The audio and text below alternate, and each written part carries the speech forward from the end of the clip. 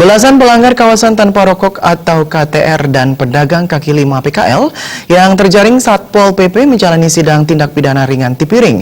Total 29 pelanggar disidang di kantor desa Sumertekau.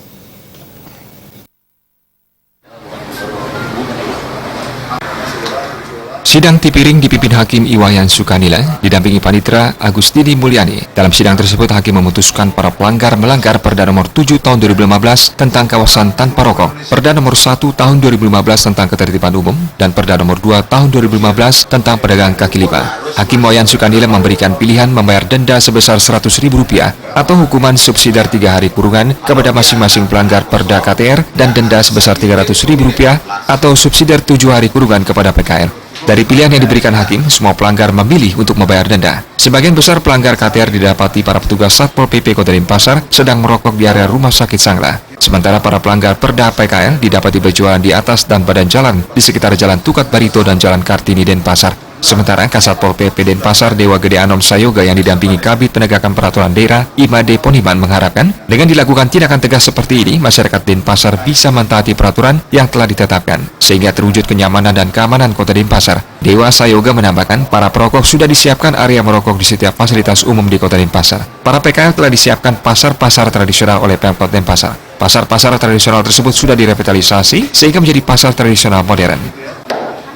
Dengan kegiatan sidang ini juga pemerintah kota bukan melarang masyarakat untuk mencari nafkah, untuk berjualan, tetapi yang dicatat adalah tempat dan caranya, di mana boleh, di mana tidak boleh.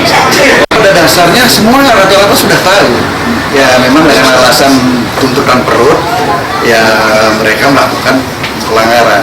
Kalau fasilitas yang untuk berjualan kan untuk di pemerintah Kota Denpasar, pemerintah tiap tahun malah sudah merevitalisasi pasar-pasar tradisional.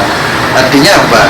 Jadi pemerintah sudah menyiapkan tempat-tempat untuk berjualan di beberapa pasar-pasar, baik yang di pasar itu yang dikelola oleh swadaya, oleh masyarakat sendiri, juga yang menyebar di hampir di seluruh Kota Denpasar, di desa, pasar desa itu ada.